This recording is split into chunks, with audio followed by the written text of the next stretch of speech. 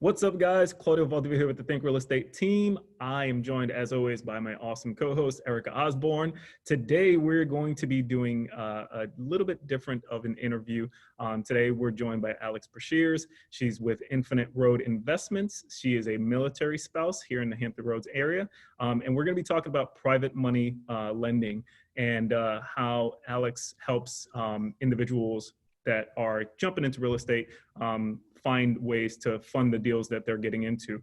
So I'm going to turn it over to Erica so she can start the interrogation, and hopefully you guys enjoy everything you learned today. All right, Alex, thanks for being with us, of course. So we're just going to get into, well, no, I was about to say we're going to get into the nitty gritty, but we aren't. We're going to start way back. We're going to roll back. Tell us a little bit about where you're from and kind of your journey that led you here to Hampton Roads. From is always a tough question. After being a military spouse for 20 years, you're not really from anywhere anymore. I moved around a lot as a child and then got married shortly after high school and married the military. And we're on our 19th address in 19 years, so I just say the South. That's where I'm most comfortable. That's the personality that fits me best. I'm from the South. Went to college in Florida. I'm actually a chemistry professor, did my graduate work at University of Florida, so I am a Gator. So sorry if you hold that against me. Absolutely not. Before I went to grad school, I was actually in real estate. I was a hard money loan broker and then a conventional mortgage broker for a while. Stopped doing that to go and finish my education, higher education in chemistry and then biochemistry and pharmacology. And just took a break because we were moving. I mean, some places we were there a couple months. The longest we've been stationed anywhere so far has been about 22 months. So it's a little hard to maintain any sort of career or any semblance of sanity sometimes when you only live somewhere a few months at a time. But we've now recently putting down roots here in Chesapeake, and I'm staying, even if my spouse decides, he's going to get stationed somewhere else. He's recently hit 20 years last week, so he's very excited about that, but this is not the end of the journey for him. So even if he gets stationed somewhere else, I am here. I am in Chesapeake. I'm done. I'm done with boxes in my life for at least a little while. So here we are. All right. No more PCSs for you. Yeah, can't do it. Exciting. You've done enough. You've done enough. I've done enough. That's sure. All right. So tell us a little bit about how your science background, how it helps with potentially, the real estate side of things, because that's like my background's accounting and finance. So you can see how that might come into real estate, but tell me a little bit about how that may have helped you, or if it has no correlation at all or any help. But how do you go from science to real estate? It's absolutely correlated because the type of chemistry that I was trained in is pharmacology. So that's the study of drugs. And then a lot of what I did is called organic synthesis. So you have a molecule in mind that you want to fit in some receptor in the body, whether it's in the body, the brain, the liver, wherever it happens to be. And you have to physically design a molecule to fit that structure. So it fits in that receptor, whatever you need it to do, lower blood pressure, increase heart rate, whatever your target drug is trying to do. So you're using the tools you have at hand in the lab, techniques you've learned, various aspects, experience, and you're trying to find a way to produce that target molecule. I mean, we can draw it on paper all we want. We can do the 3D studies of what the receptor looks like, but we physically have to go into the lab with chemicals and equipment and techniques to actually build that molecule. So you have the end goal in mind, and then you kind of have to piece and meal it backwards. So I tell people real estate and chemistry are the same thing because you're having to basically work backwards while walking forwards. And that's exactly what private lending is, because you know what the end goal is in mind. You want that house to sell. You want that house to refinance. You want that house to appraise, whatever it happens to be. And then you have to kind of march backwards, what your numbers are, what your rehab is, all those things. So it's literally, for me, it's the exact same thought process. I just have a very expensive education in that thought process. Alex, my adolescent mind, anytime now somebody says that they have anything to do with chemistry, I instantly go to Breaking Bad. Like, yes. Yes. Like, every single time. As soon as you were in. I get that a lot too. Your specialization was in the cultivation of drugs. I'm like, oh well, my master's thesis is actually in the synthetic production of cocaine. So you're not that far off the mark. Oh my gosh, what an interesting topic, though. Oh. I feel like I feel like that would be very fun, but sad, but entertaining to learn about. It was very eye-opening. You got a good sense for why the drug trade really just brings it over the border as opposed to trying to make it here like meth. Trust me. Like, forget about this. Let's just bring it on in from somebody else who's doing it better than we can. Well, All right. if real estate doesn't work out, we could There you always start go. a. I got a second career. You always have a backup option. That's nice to have that net, that safety there for sure. So, all right, you're in, what was your first, okay, you said you started off in hard money, right? Working for hard money folks. Tell us a little bit about that experience and how you even thought that might be a niche that would interest you alongside working with your science, your science degree. So we did, being military, we did, the common, buy your house with the VA loan and then, refinance it, go buy another one, every duty station. So we had a couple rentals and I had joined one of the local RIA groups in the city we were stationed in. And it's actually a very large RIA group, very large city, and just kind of got involved. And I happened to just bump into mortgage broker there. He knew my, at the time I was in college for sciences and I had a strong math background. He's like, well, have you ever thought about brokering? And explained a little bit about it. And I was like, no, actually I haven't. And he goes, well, if you're a hard money loan broker, this is basically what you'd be doing. You're trying to put together the deals and numbers, see what can be done. I was like, oh yeah, I could do that all day long. It's add, subtract, multiply, divide. Sure, let's do that. I could do that. You're going to pay me to do that? Sure. And obviously it's a little more involved than that. He simplified it way down at this particular meeting. But basically it was a lot back then. This was about 20 years ago. This is before, the internet was as ubiquitous. We didn't have smartphones. So a lot of your business was word of mouth and going to these events and actually doing physical networking that's now basically illegal thanks to COVID. And you just bump into borrowers, you get talking to people. A lot of times I would be meeting them out at their projects, out at their deals, walking through the property with them, trying to see, what sort of estimates they had for repairs, what needed to be done, getting a feel for the neighborhood, and then taking that information back to the individual that was supplying the funding, and just saying, look, here's what it looks like. I'm feeling it, I'm not feeling it. This person's brand new, has no idea what they're doing. This person's very experienced, and just kind of giving them my opinion of the deal, the numbers. I would run the BPO, or the CMA, whatever you call it, and let them know this is kind of what I'm looking at, and leave it up to them, because we did our own in-house underwriting. Leave it up to them to kind of make the final yay or nay. But I was doing that, and then once the deal was funded, I was also doing the draw inspections. So I'm running back out to the properties, okay, yes, the roof went in, the plumbing's in, the HVAC was installed. And eventually, after doing that for a couple of years, you kind of mature a little, and I got tired crawling under houses, and I got tired of walking on floor joists, and I was like, I don't want to do this anymore. And so he helped facilitate a transition to the conventional mortgage side, where I was dealing with a lot, since I already had a large investor network. A lot of these investors are doing fix and flips, especially back in the early 2000s. And so they needed a way to get their borrowers qualified for homes. They needed some way to say, oh, look, this house comes with potential financing, call this person. So I made that kind of slide from hard money lending into conventional, where I was doing a lot of help, helping borrowers get into maybe their first home ever, and doing that sort of thing. So that was a little bit better fit, because I was not outside as much. I was not crawling under houses. I was not doing that anymore. And then you really get to kind of, work with people one-on-one and get to see, this is the house of their dreams, or, they never thought they would get to own a home. And it was extremely gratifying from that perspective. So did you like it? Was it just the change of scenery that you enjoyed, or did you like it better than dealing in the hard money? At the time, I liked the change of scenery. We were in Florida, so this, 9 months out of the year, it's over 90 degrees. So being outside, is not something highly enjoyable. The older you get, you want to be in a Florida crawl space with all the critters that are welcome there. No. So at least I was able to be inside.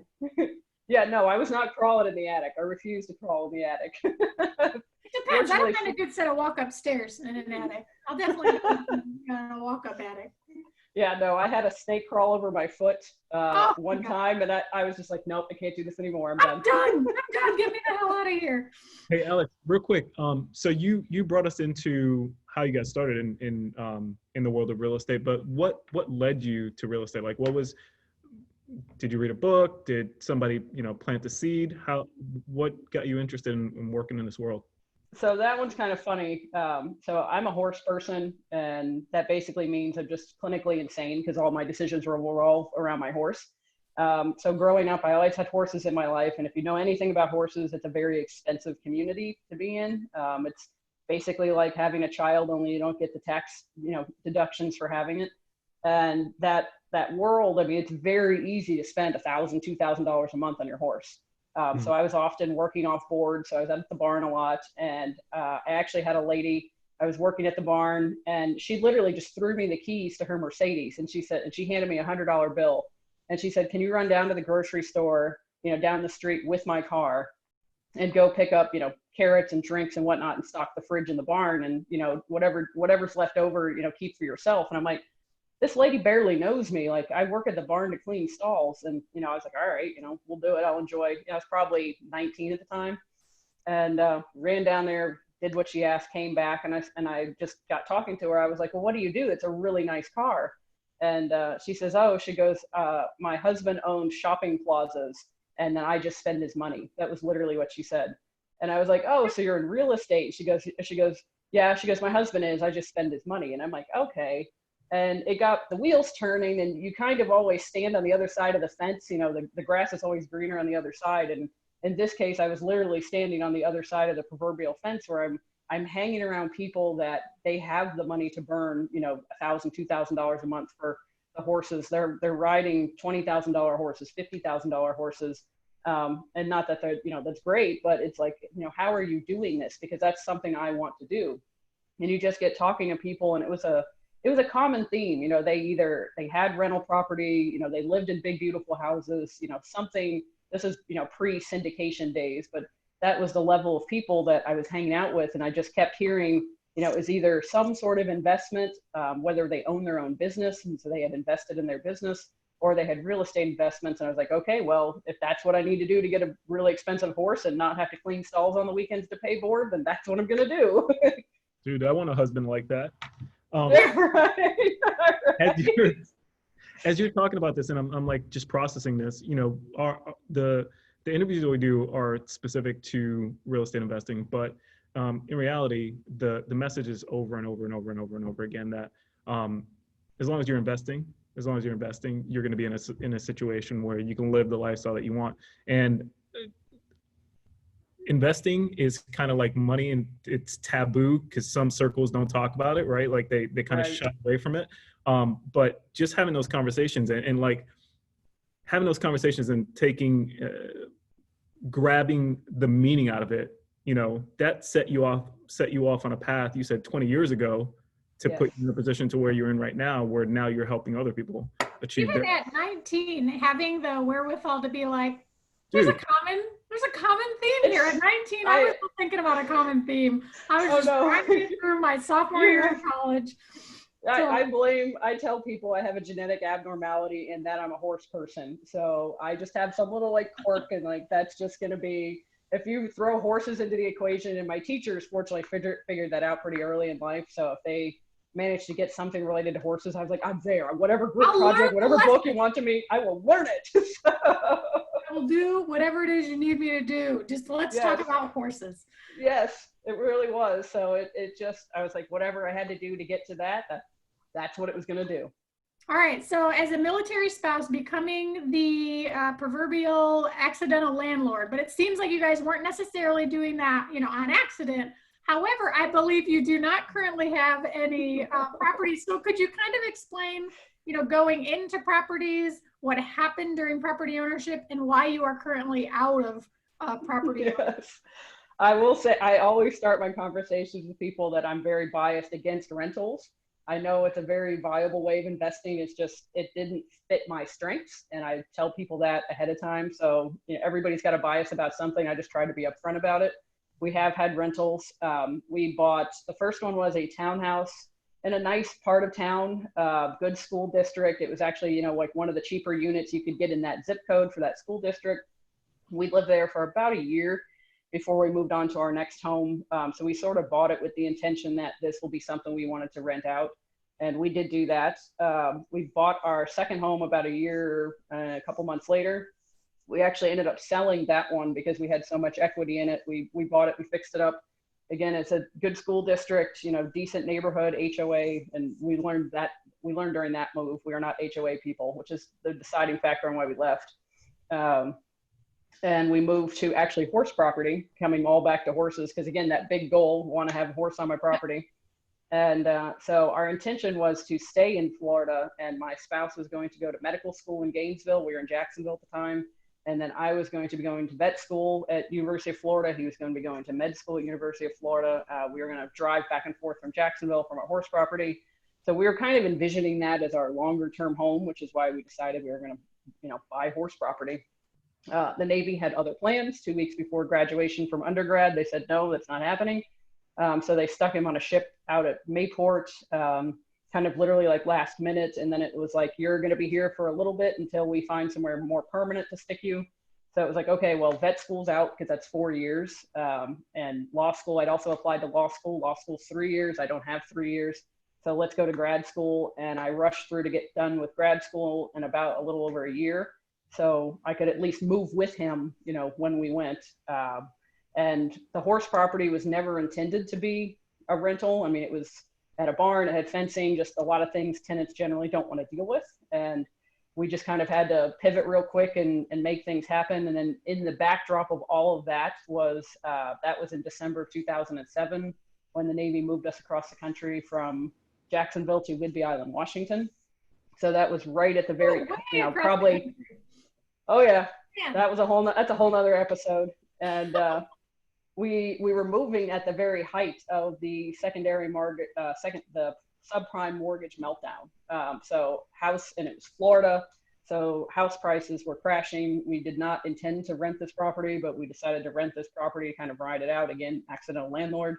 And then even with the property management company, we found out later the property management company basically did no screening at all for these tenants. The horse community is small. So it was actually the daughter of someone I used to ride with at the very same barn that started this whole real estate thing in the first place. So it was like a friend of a friend situation. So I was like, okay, you know, this should go fine. It was terrible. Moved in, more pets, never changed the air filter, always complained the AC didn't work. Just all sorts. It was on a septic system because it was out in the country. When they left, they had the audacity to take all the board fencing with them and then all the boards off the side of the barn with them, and then still continue to text me for months afterwards that they wanted their deposit back. So it was just, and you know, bring me my just back. I'll send you your deposit. Yeah, right. I was like, well, at that point, we didn't even own the property. We sold it. We did not renew their lease, shocker there, which they were very mad about. And we ended up disposing of the property. And I mean, months and months of them, you know, harassing us about this security deposit long after we were no longer the owners. Well, you said you had a property manager, right? So these guys were communicating directly with you, or they were communicating through the property manager? Somehow, I don't know how, somehow they were communicating with the property manager. The property manager is probably telling them things they didn't want to hear. And then, you know, they got a hold of our information and then started communicating directly with us via email. And this is kind of the very beginning of the cusp of being able to text message people pretty easily.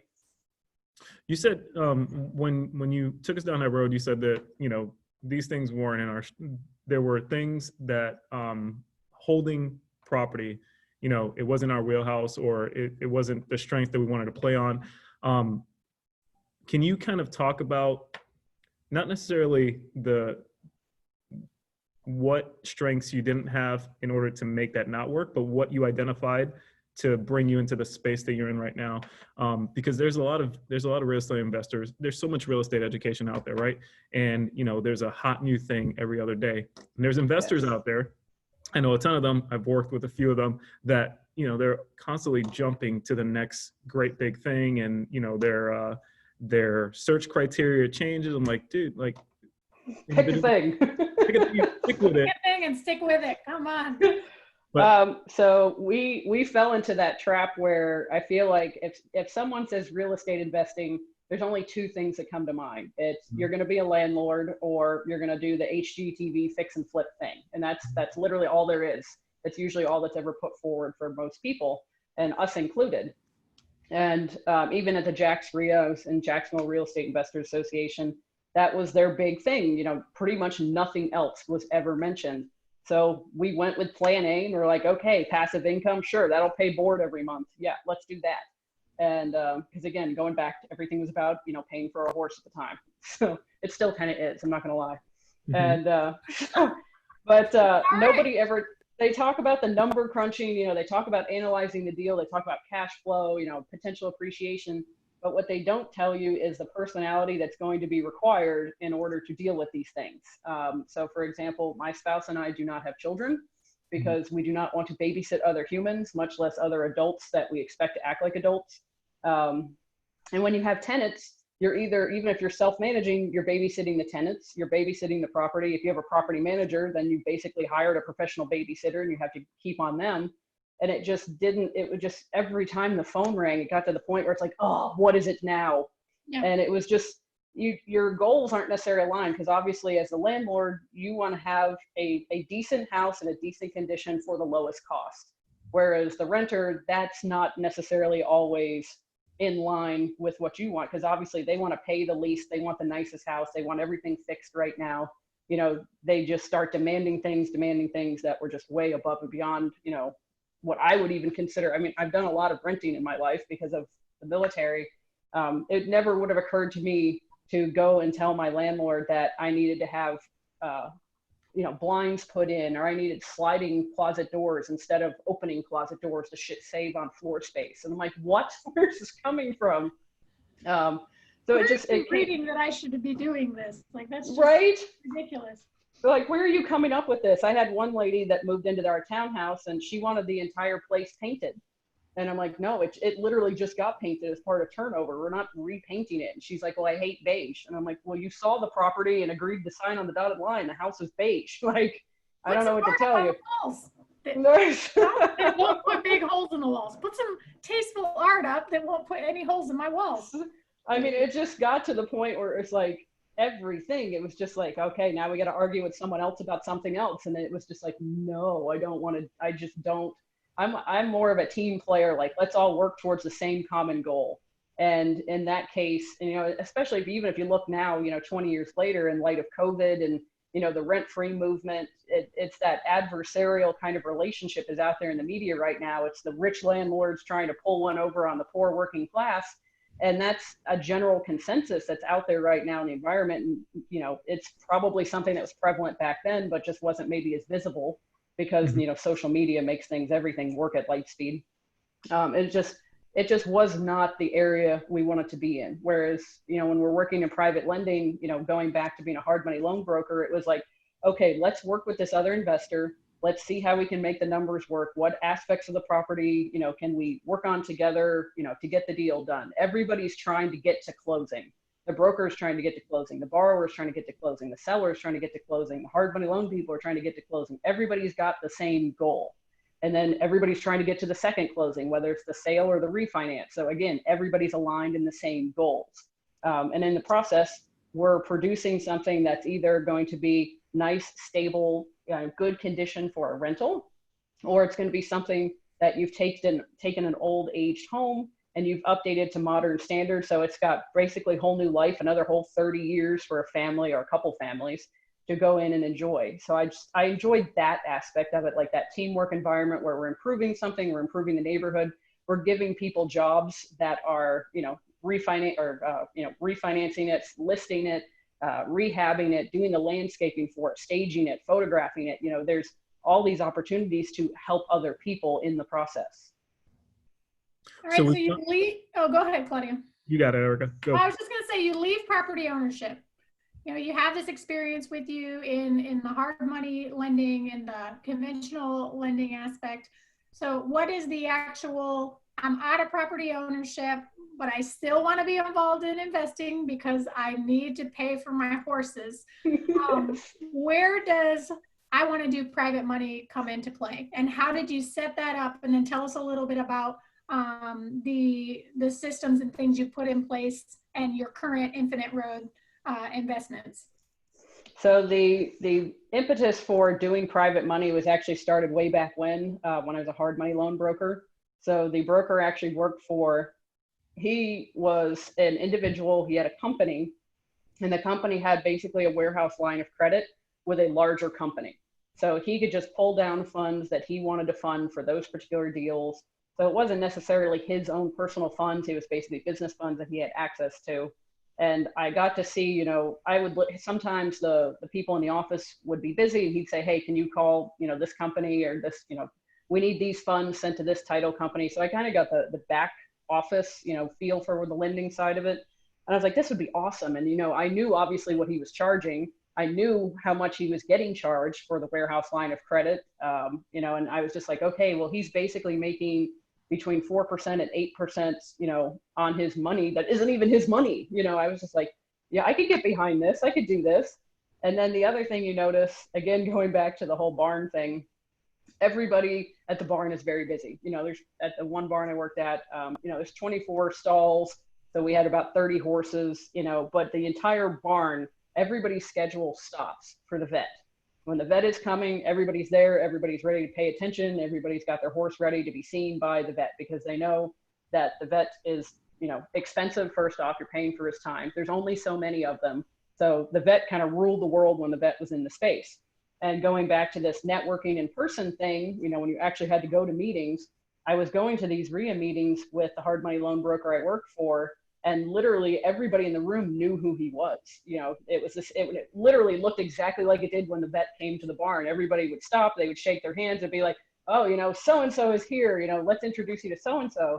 And I was like, hey, this might actually work. Like this, you know, I could do this, you know, and since I couldn't go to vet school, I was like, this feels similar. This might work, you know, I could do this. And it's inside in the air conditioning. So yeah, let's try this. And it was always one of those someday, you know, someday goals. Someday I'll be a hard money loan broker. Someday I'll be a lender, whatever it happens to be. And then COVID kind of pushed me in that direction because everybody started working from home. So I didn't have a 2-hour commute, you know, 1 hour out, 1 hour back. And so I suddenly had 2 hours free to my day. I was suddenly home all day.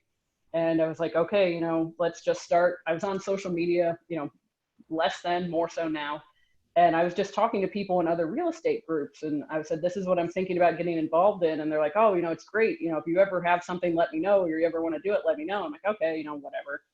And then somebody approached me and they said, you know, they asked me a question that had never been asked before.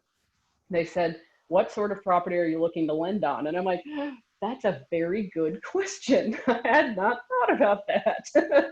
And so, you know, because everybody's always asking you, you know, what's your rates? And I'm like, I don't know, you know, it depends. And so I was like, okay, it really got me thinking of like, what would I want to lend on? And that just starts the wheels turning.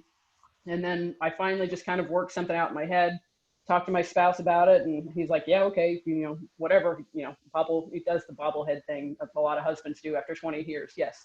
Okay, dear. Mm-hmm. And so he went along for the ride. And so I was, again, out there on social media I don't even remember what real estate Facebook group.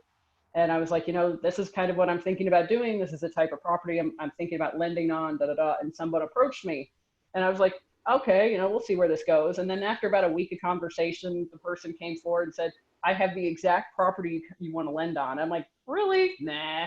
I was like, send me over the info. Sends it over. By golly, it's the exact property I'm willing to lend. You're like, on. Oh shit, I shouldn't have made those criteria. Yeah, now and I'm like, I guess now I'm a private money lender. Now I got to do all this stuff and I got to get everything situated. And it really was. It was just very serendipitous. It was the type of borrower I wanted to work with. It was the type of property I wanted to lend on. It was in an area I wanted to lend on. It was numbers I was willing to work with. And I was like, well, I put it out there in the universe. Now I got to deliver. So here we are. So I started working with a local attorney here in Virginia.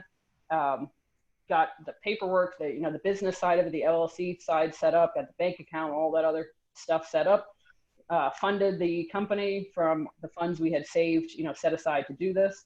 and then started funding deals. And that was our very first deal. Started during COVID, became a lender during an economic downturn. That's so exciting. Well, tell us a little bit about that criteria that you had set up and that investor kind of fit into. So what we are doing currently, and obviously this is going to change as the economic outlook changes, but right now, I personally feel like we are kind of at the top of a market cycle as far as prices go. So we are funding almost exclusively just fix and flips. So short term, get in, get out, 3 to 6 months time frame. The first loan we funded was actually a 3 months term.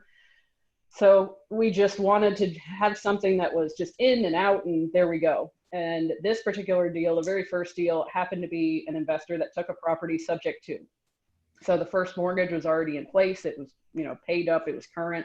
And then he was looking for funding that would basically pay for holding costs of the loan, the first position lien, and then rehab costs for the rehab of the property. And it really, realistically, as far as rehabs go, didn't need that much.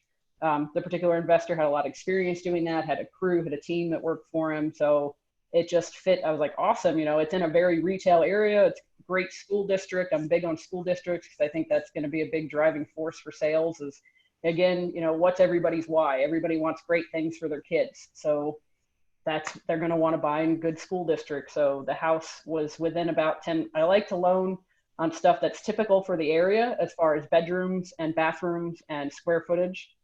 And then also within about 10% of the median household price for that zip code or that neighborhood, if it happens to be in a large neighborhood.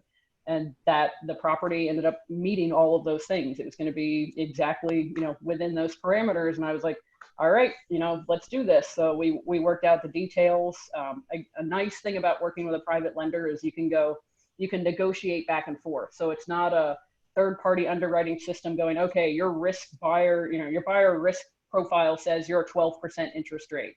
You're going to make 12%, interest only payments, whatever it happens to be. You can go, okay, here's my situation. Here's your situation. Can we work something out where both of us are making money, it's appropriate for the risk profile for the borrower, the property, the lien position, everything like that. And you can negotiate those terms back and forth, again, because we both have the same goal.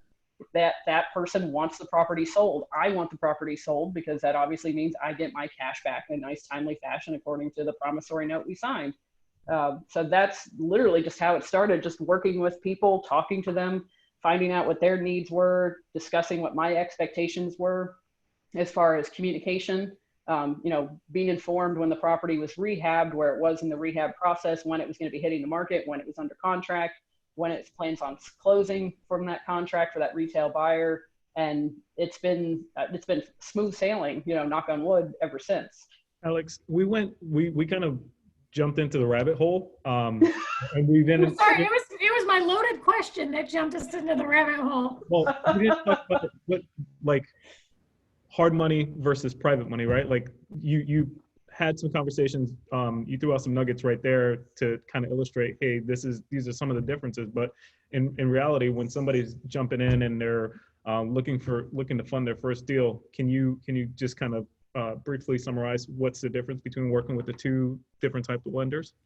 So in my opinion, hard money and private money are very, very different things. So private money is going to be money that is coming from an individual, some sort of entity, legal entity like an LLC that they've created. So it's funds they have saved, in their 401k, in their IRA, in a savings account, whatever the case happens to be. So they are the ones making all the decisions, the final decision on whether the deal is going to be funded. The hard money loan side of it is more run like a business. If you want to think about it as like a Amazon warehouse. So Amazon's going to kind of pre-stage stuff in a warehouse. And so when you do your click one day shipping, Amazon shipping, it actually comes from the warehouse closest to you. So if you're a hard money loan broker, basically the hard money loan, depending on how their business is structured, the hard money loan company has this pool of money available to them. That would be the Amazon warehouse. And then when they get a borrower that says, okay, it meets all their qualifications, they can then go to the hard money loan warehouse and say, look, here's the order, here's all the things, all the boxes it checks. I would like the funds to close this deal. So they are generally not someone that's going to do underwriting in-house. They generally don't have the final say-so. And also they don't have the flexibility to dictate the terms, because they ultimately are responsible to someone else for the funds that they are loaning you. So if they took out a warehouse line of credit, that warehouse line of credit, their relationship with their banker for that might be they have to make interest-only payments at 6%, every single month. So if that's the case, if they turn around and only loan it out at 8%, but they only say, okay, well, if your borrower says, well, can I pay you out of the second closing? Do we have to do monthly payments? Well, otherwise, if they don't do monthly payments, that hard money loan broker is basically paying that 6% interest while the loan is outstanding until the 8% comes in at the end of the day when the loan is finally refinanced out. So they have less control over the money because it's not their money when you're a hard money loan broker. Or they just might be a true broker and they just go to these other companies and kind of shop your file to different companies, and they have no hand in the matter as far as decision making. The only money they are making from the deal might be origination points, maybe a processing fee, something like that. It's not their money at all, and it's not their decision to make at all. So if you're a hard money loan lender, you could be getting a warehouse line of credit and having some of that control over the decisions, but obviously it's not going to be ultimate control. And if you're a hard money loan broker, you're basically shopping the file to various companies going, who's going to be able to close this deal for me under the terms that are written. Gotcha. Now, you said that there's information that you require the borrower to provide to you, so you can review it and say, yes, I'd like to lend on this project. No, I wouldn't like to lend on this project. Can you kind of give us a quick snapshot of what kind of information you're looking for? And again, somebody that's getting into, watched HGTV, said, I want to do this, and is starting from the beginning, that's never run a business before, physically providing you that information, like, real estate investors are do-it people. They're action people. Yes. They're not necessarily the most organized individuals. What does that look like? Yes. So we're actually Erica and I are doing a discussion on this very topic at the end of August, and I call it your real estate resume. Mm-hmm. So basically putting together something like a slide deck, it could be a PowerPoint presentation, and it's something that's a living document where you could put in there slides about yourself, your information, your overall stats, your experience, what you've done, properties you currently own, things, before and after pictures, whatever it happens to be. And then at the end of that presentation, you can add a few more slides for the current deal you have under contract. So then you could just email to me, to whatever lender, email this one document over, and then maybe it has a link to a website where you upload all these photos. For example, I had one borrower literally send me 70 photos via Facebook Messenger and then another 30 videos, and he's video toured the property. My phone spent all day gummed up trying to download all these things, and I was like, please don't ever do that again. How thorough he is. Oh my God, it was impressive in a bad way. And then he would send me screenshots of like his Excel spreadsheet, so it wasn't the actual Excel spreadsheet, so I couldn't make it bigger, and I was just like, stop doing this. So I had a nice talk, and I'm like, put everything together in one place, make a PowerPoint, and then I would go over it because I can't keep doing this. Yeah, or at least make like a Dropbox or a Google Drive, like put it in a folder, man. Come on. I want to keep doing this. the individuals that are watching this and they haven't done their first deal. They've gone through this process right here where they're sending you information. Guys, we're pointing these things out, not to tease, not to make fun of you, but to kind of help you tighten up, right? The better you get at the process, the easier Yes. life becomes, and the more deals you can do. It's horror stories, but Well, you Yes. just want to show your lender that you're professional, that you're prepared, and that you've thought of most things. You're not going to think of everything. You're human. That's Right. just the deal. But these are all the things I've thought of. This is the homework that I did. This is the way I'm presenting it to you. You just want to come across like, even though you may not have the track record that they want, like, this is what I'm trying to build, and this is how I'm building it. This is my plan. I've thought of this. Yes. So, I'm sure that I've been there young in my career, just so excited about a project, right? And you're just tossing off info, Yes. trying to see what's going to stick. I'm sure That's exactly what happened. And yes, it does take time to sit down and do something like a Google Doc or create some sort of website that isn't outward facing, or even a PowerPoint presentation. But once you get the information down about yourself, your experience, your past projects, your things you've done, literally it's just when you get a new deal under contract, it's go in there, add a couple extra slides for that new deal, send over the document again. So I mean, it really becomes time saving on the back end, while it might be time intensive at the front end to get all that stuff together.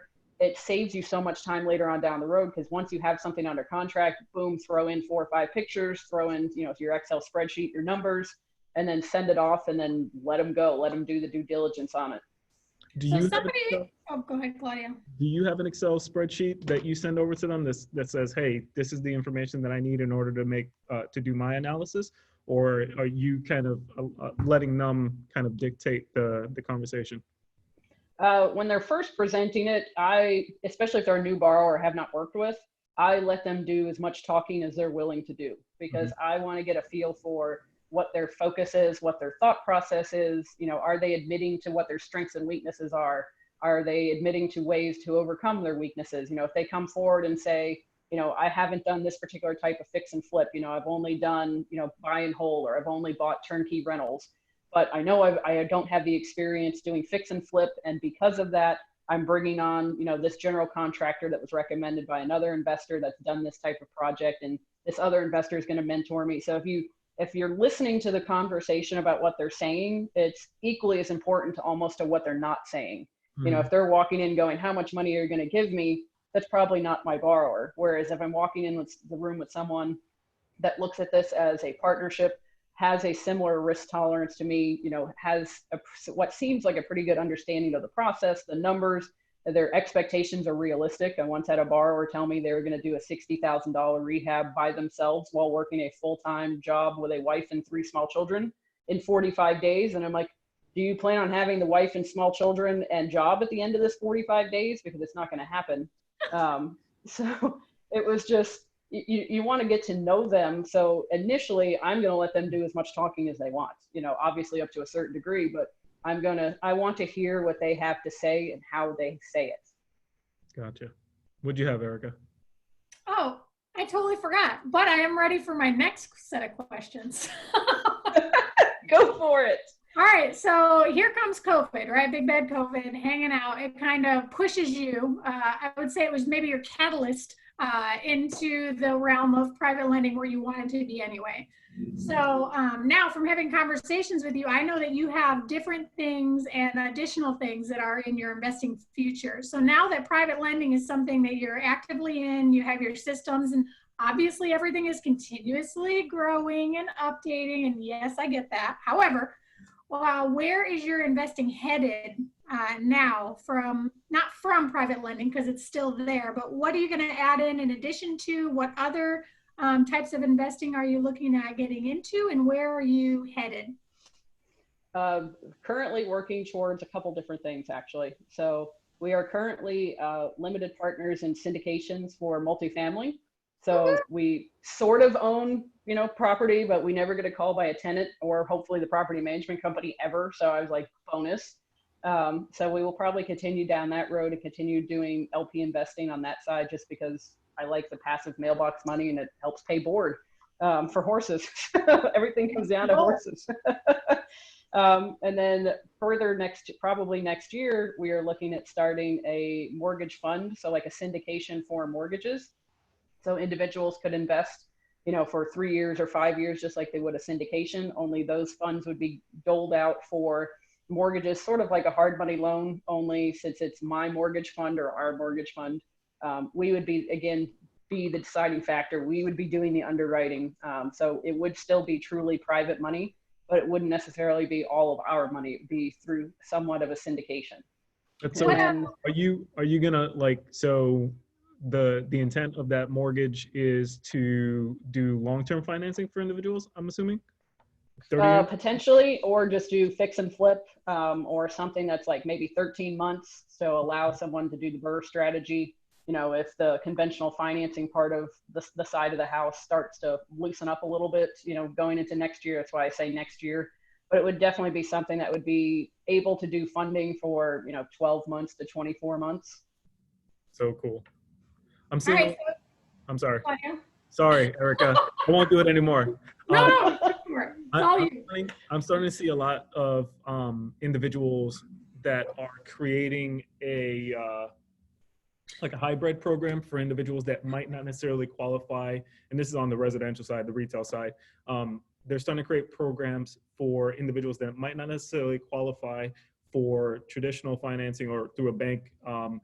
They'll put them in a similar situation where either they lend on the property to an investor or they lend directly to the individual, but they have a certain period of time, 4 to 5 years, that they have to get out of it or purchase a home, so on and so forth, to kind of bridge the gap for folks that may have had, no credit, bad credit, a short sale or things of that nature, nothing catastrophic like a foreclosure or anything like that, to bridge the gap to help people with home ownership. And it's really exciting because, the more people you put inside of homes, like you were talking about earlier, Yes. the more people you put inside of homes, the better the neighborhood becomes, right? Yes.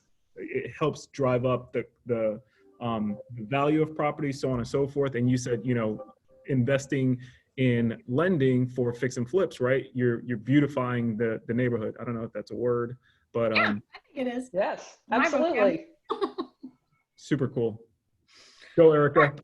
All right.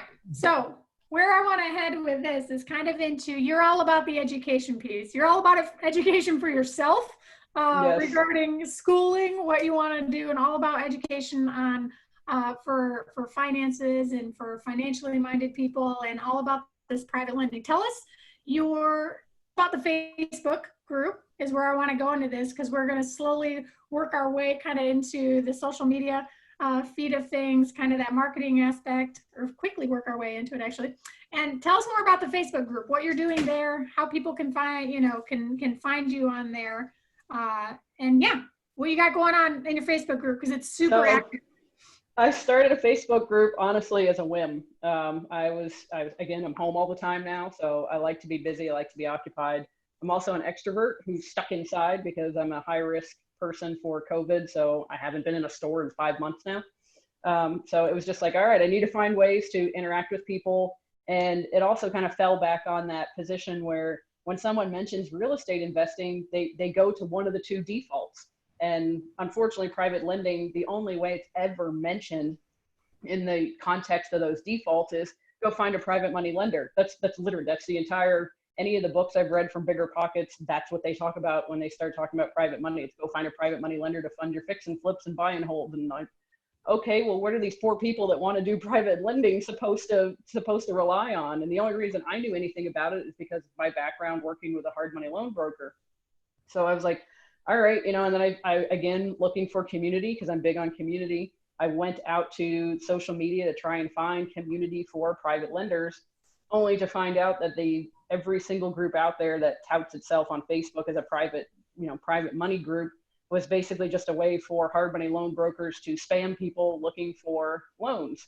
I was like, okay, this is not educational. This is not networking based. This is literally just kind of cutthroat, throw your name out there as many times as you can to as many unsuspecting borrowers as possible. I'm like, this literally doesn't explain anything about how to become, private money lender or get better at your craft. So like, all right, if you can't find your tribe, make one and the people will flock to you. So that's what I started about 8 weeks ago, actually 8 weeks ago on Saturday. And it's just purely educational based. It's networking based, and we have educational series talks every other week about something related to private lending or real estate in general. And it just it took off. It became a life of its own. It's 400 people now and growing pretty steadily. And we offer, just an opportunity for people to come ask questions about private money lending, how to approach, like you mentioned, how to approach a private money lender. What are the expectations? What does that process look like?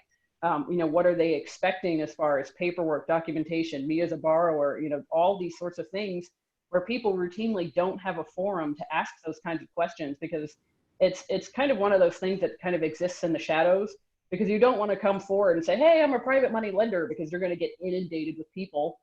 And often, like I also mentioned, a lot of people don't even know it's an option, a viable option to get involved in investing.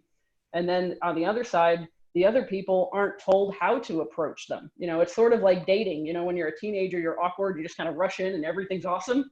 But then, So awkward. once you get a little bit older, you kind of learn, how to build a relationship with another human being. And I feel like private lending as a whole, as an industry, still in that fun teenager awkward stage where nobody knows how to talk to each other. And I was like, all right, let's create a forum where people can be educated on how to approach private lending, how you can become a private lender, what that actually entails, what that means, how you can do it, resources, just start connecting people, because that's really the value of social media. It's connecting people to reach whatever their goal happens to be. So we started the group, and it took on a life of its own, even maybe more so than the business, which is both good and bad. I mean, I've met so many people during COVID. I mean, I've talked to people in Australia, I've talked to people in Japan, I've talked to people in Canada, London.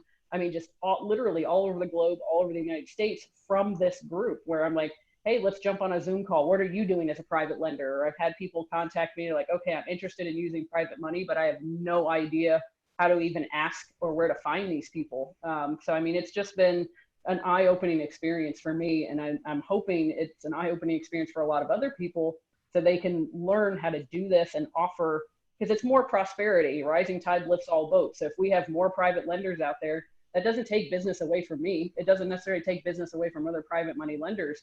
It makes real estate easier and a smaller hurdle to jump over to become a real estate investor if you have multiple places to go for funding, for example. Hey, So, I'm not going to do it. Go. Oh, you. This normally doesn't happen this often. Claudio, go. I'm sorry. I just like dialed into this conversation. So you were just talking to Alex about the education piece, and one of the things that we haven't talked about, right? Or it's been talked about, but it hasn't been stamped. You have to get educated in order to be able to do this, because Yes. of the legalities surrounded around lending money, Yes. right? It's not something that you can just go out there and say, hey, I have $500,000. I'm going to give you the cash. There's an issue with that. Yes, there's a couple issues with the education. First off, yes, you are held to the legal constraints in your area, the area you're going to be lending in. So they're called usury laws. So I always advocate getting an attorney involved and get them involved early, because you want to know what those upper limits are for what you're able to charge, how you're able to charge it, all those sorts of things, how you're able to collect those fees, calculate those fees, all those sorts of things. The other thing that is really, really important as far as education goes is knowing the borrowers and knowing the projects themselves. So if you have no real estate background whatsoever, and someone starts sending you all this documentation, and it's got all these little acronyms in it, it's got ARV and CMA and all these other things, you're like, whoa, whoa, whoa, like you don't even understand the language. So it's still great to have that education in buy and hold. It's still great to have that education in fix and flip, because you need to be able to speak the same language your borrowers do and understand where they're getting their numbers from. Are their numbers realistic? Is the time frame realistic? Those sorts of things. So there's still an education component to it. A lot of people will consider it passive, just because you're not out there managing the construction crews, you're not out there managing tenants. A lot of the work is very front loaded. So you're doing your due diligence, you're meeting the borrowers, you might be walking the property before you lend. You might be walking the property to make sure the inspections, that the inspections are happening, that it's done, and the draw can be released. But as far as, the active part, once the loan is done, is pretty much fine. It's very minimal work. All the work is very front loaded. So I don't consider it entirely passive. But is it something that could be done with, a couple hours of front load work? Absolutely. But yes, education is huge, because you need to make sure you have at least some idea for what the parameters are going to be that you're going to lend on. So what are some of the tools, or let's say books, resources, things of that nature, that you might guide somebody to whether it is, as an investor, where you're looking at somebody's materials they're sending you and you're like, we need to round out your knowledge a little bit more. Here's where I might send you. Or, hey, you're interested in private lending. Here are a couple of the resources or places to mildly get started, even though I know that's a waterfall. Where would you send some folks for some education? It really depends on what I feel like they might be lacking or what their goals are. So if it's somebody that absolutely wants to be a buy and hold investor and I'm unsuccessful in talking them out of that, I will absolutely send them to something like Bigger Pockets, or if they have any sort of military affiliation, I'll send them to ADPI, Active Duty Passive Income, because they have both a mentor program that's like $15 a month. It's well worth it.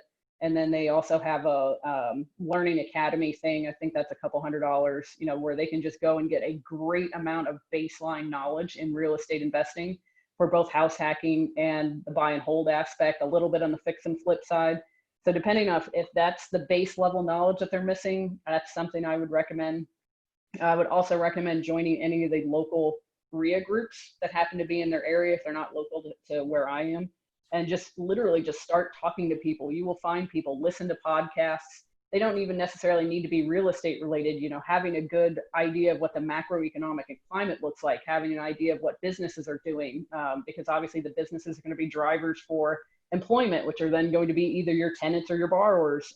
So having that kind of broad-based knowledge, you can get all of that for free. Bigger Pockets through podcasts, like I mentioned, ADPI, talking to other members in your community. I talk to other private lenders as much as I can because I'm like, hey, what are you doing? You know, what do you do in this state? You know, and it's also great for networking because I don't know, you know, if I have a borrower that says, hey, I have this property in Wyoming, like, well, I don't loan in Wyoming, you know, thanks.